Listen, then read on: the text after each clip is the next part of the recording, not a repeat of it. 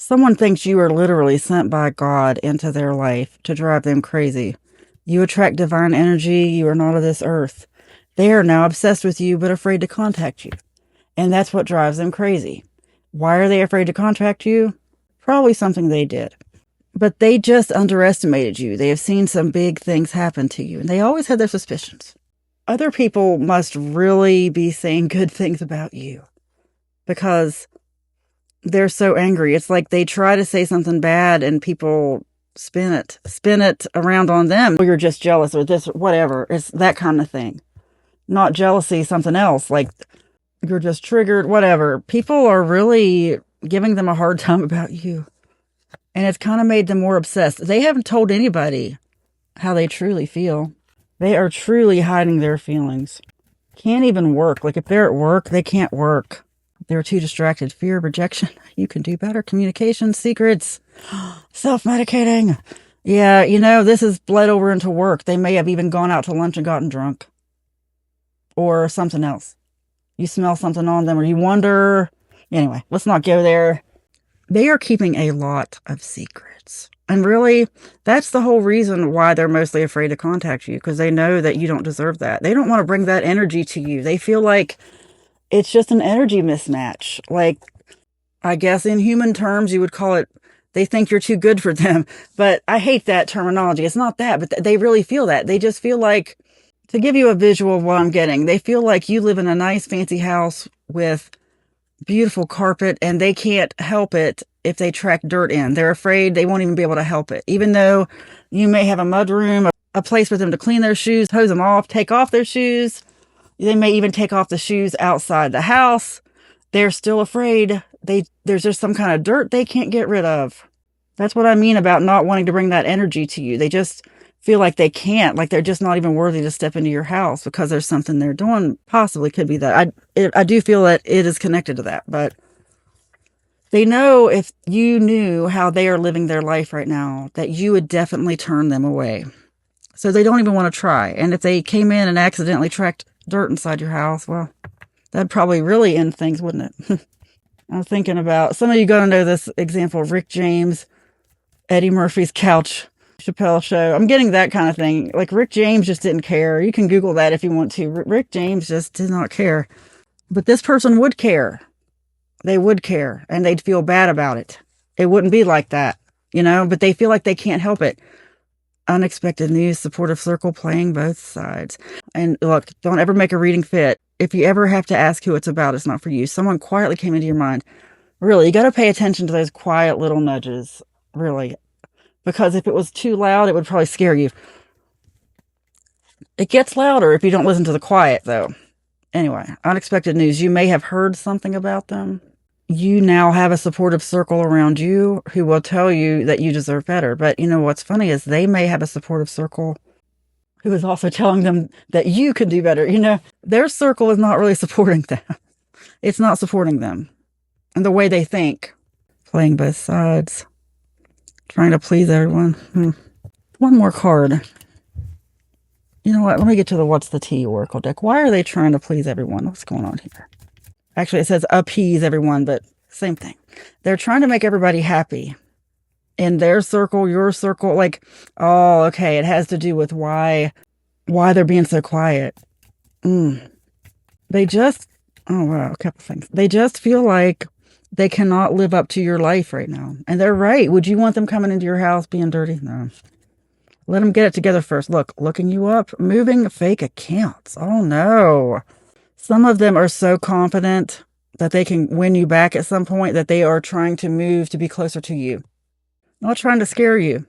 Just saying, you may have heard somebody talk about that. Like they may have asked, are there apartments for rent in your area? Houses for rent? Houses for sale? Something. They may have asked to live with you. No.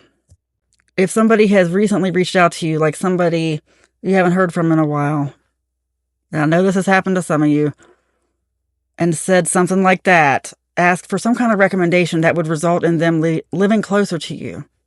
Just know that there's a lot below the surface, and also know that you need to pay attention to your spirit, because if this is for you, something told you that. I'm not the first to tell you that. You told you that. Please don't make it fit. because it may not be for you. But I'm just saying, some people will do that. May have even been a fake account. Could be somebody just, wow, reaching out to see what you're doing, see where you're living. Just be really careful who you give any information to. Information like that is on a need to know basis. And there's nothing to fear. It's not about being fearful. It's about being cautious. If you tell me, well, I already gave it to them, then you're fine. Okay. Don't worry about it. You are protected. You don't have anything to worry about. Look, here's the thing. You attract divine energy, and you are not of this earth. And this person knows that. They know better than to come against you. They know better. They're just hoping somewhere down the line, it won't be so bad. They won't have dirty feet when they walk into your house, you know?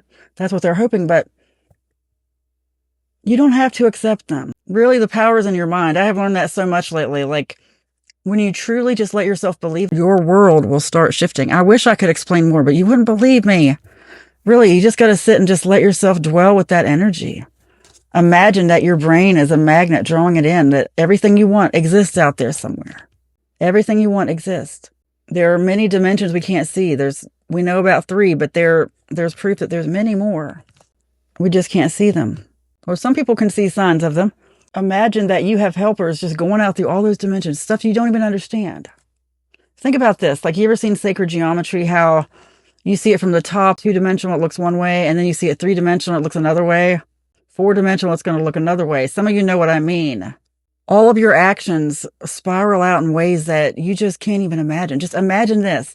Your brain is a magnet. Your nervous system is a magnet, drawing in your reality based on what it feels. Based on what it feels. That's why imagining is important. Daydreaming, meditating, like let yourself go into some focused sessions like that. Even if it's just for a short period of time, it doesn't matter. That thought form has been created. This is all just crazy theories for entertainment purposes only. The longer you sit there imagining it, and this is what Jesus meant. He was referring to the mind, even just like faith, like a child just thinks about it, has such a great imagination. Just don't be afraid to let yourself imagine, and don't question where it comes from. Don't question that it has to come from here or there. It just comes when it comes in ways you didn't expect. Things just line up. Things don't even make sense. They just line up. Don't question it. Just imagine. Anyway, I keep getting distracted. Imagine that your brain is like putting out a signal, magnetic signal that's going out to all these different channels, the 3D, then the 4D, 5D, like the sacred geometry I was talking about. The stuff we can't even imagine. Just imagine it all going out there like wheels, wheels, wheels. I know that has various meanings, but that's what keeps going through my mind. Just think about like the wheels are turning, going to all these places like sparks of light. And if you don't want to imagine all these wheels, all these things going on to just grab that for you, just imagine your brain as like sparks of light, like divine energy, gold light, just coming out sparks, and those sparks just draw it all in. That's what you want. Just like a child, just let yourself imagine it. Yeah. I want this. I want to be happy. Whatever that looks like, I want to be happy. These are the things I want in my life. And that's what I'm going to imagine, is a life that this thing I don't want doesn't exist anymore. So don't let yourself be overwhelmed with fear. That's the whole reason I tell you this stuff. Like told you about this person here is because I want you to know that you are in control of this. This person may be contacting you because they want you to fear, or they want you to know they're coming, or whatever. And if not that, it could be just someone through the grapevine. Someone is telling you, oh, they're moving back to town, and you're associating it, whatever. You don't have to take that. I want you just to imagine your reality without this person, without that happening. And maybe you end up moving. But spend focused time imagining peace in your life without that, where you want to live, and don't question it. You want to live on a lake? Imagine that. You want to live on an ocean? Imagine that. You want to live in the woods by yourself with no one bothering you, no bills or anything, everything paid for, but you're completely off the grid? Imagine that. Just imagine it for a few moments. You set healthy boundaries. Okay. That directly goes back to this, because if it's not the moving, look, that could have been a metaphor. That could have just been a word picture, a parable, if you will, of what's going on here. But basically, someone may be trying to push in on your boundaries. Set healthy boundaries, because really, this person is going to go away the second you do that. Even if they end up moving or whatever anyway, they're going to know to avoid you. If you set healthy boundaries, if you really say no, they're going to know you mean it.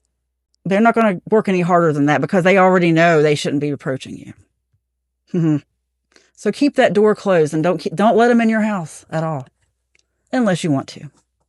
You know the boundaries. You know the ones that are healthy for you. Okay?